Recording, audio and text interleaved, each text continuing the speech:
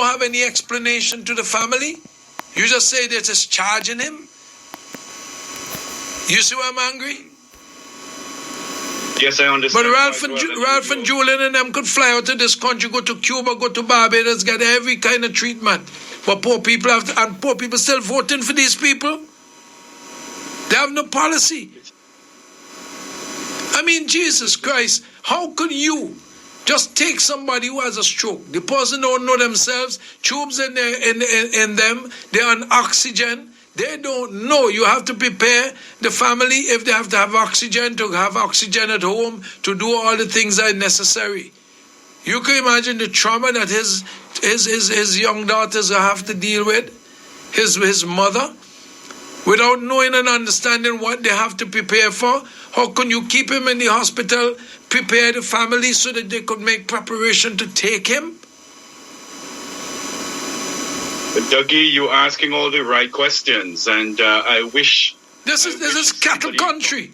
It's cattle country. They treat people like cattle.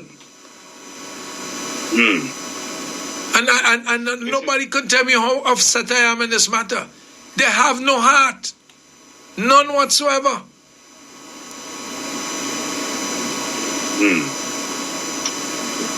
And people must accept that.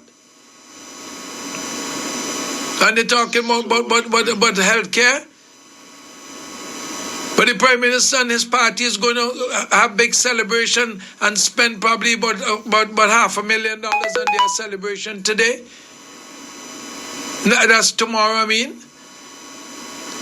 And they can fly out and do all kinds of things and get all kinds of treatment. I'm saying a simple matter. I hear Mr. Cummins spoke about this, a gentleman who sent it to put out the hospital and died a couple days after. I mean, Justin is a human being.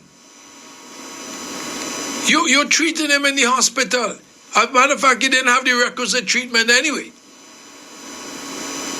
Because they didn't have an active neurosurgeon and procedures that could be done to alleviate his problem. And now he's lying in the bed with tubes in him, and you're sending him out the hospital unceremoniously. Dougie, I hear you loud and clear. One question I have for you. Is this a normal practice for... That's a normal practice, apparently. I mean, I was dumbfounded yesterday. My phone rang.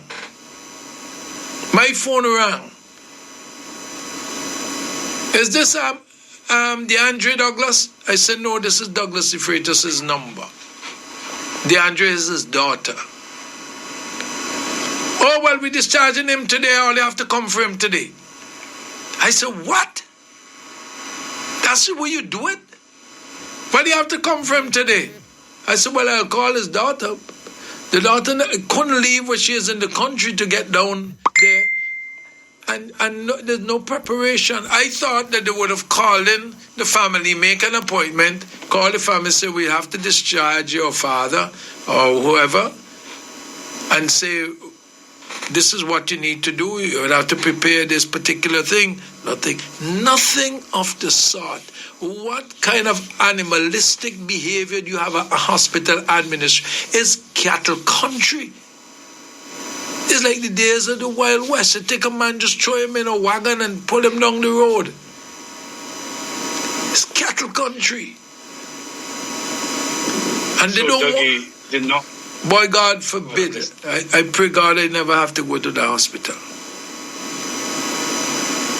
I hope so myself. I wish folks would really pay close attention to their health. And the thing about it, though, right, no matter what yes, there are things that are in our control, things that we can do to stay healthy and well. But at some point, all of us get unwell. Sometimes we need health care. We need to be cared by professionals. It might mean having to be hospitalized. And when one is hospitalized, one needs the best care possible wherever you are. Not only that, when you're ready to return after you've been stabilized and you're ready to be discharged to the community, then it's important. It's a common practice in healthcare to have what you call a discharge meeting or case conference with all the caregivers in the person's life, particularly family members. So before discharge, you sit down with the family members. In a case like Justin, if you were to use this, Justin's situation, very critical still, as you have described. And stroke, the journey to recovery is a long one.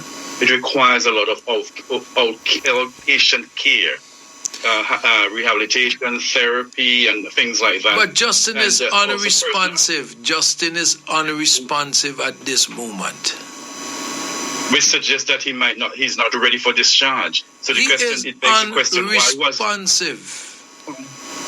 And so why was he discharged at this time? How could you do that to a person?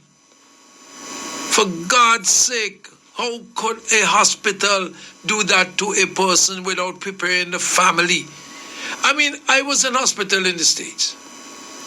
I was alert, alive. I knew all that was happening to me. I was a normal person. I just that I was unwell. And when the doctor came and said, well, could you tell your family you're going to be discharged tomorrow? We probably look around between 2 and 5 o'clock. Do you want us to speak to your family member? Who you want to speak to? Whichever family member you wanted us to speak to. And I was a normal person. I was okay. I drove myself out to the hospital. I was parked in the hotel. I was a person. Jesus, Lord of mercy. Come on. This is a person unresponsive. Can't help themselves. Tubes in their nostrils. Oxygen in their face.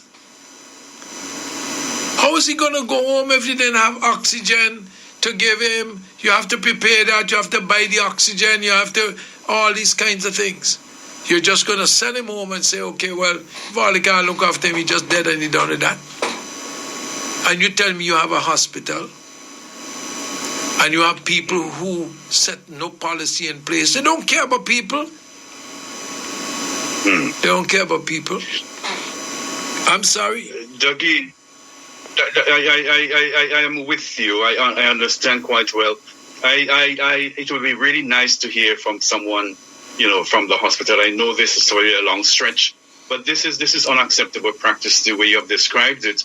And what you have also described in terms of what happens, say, in North America when it comes to patient care, discharge, and all of that.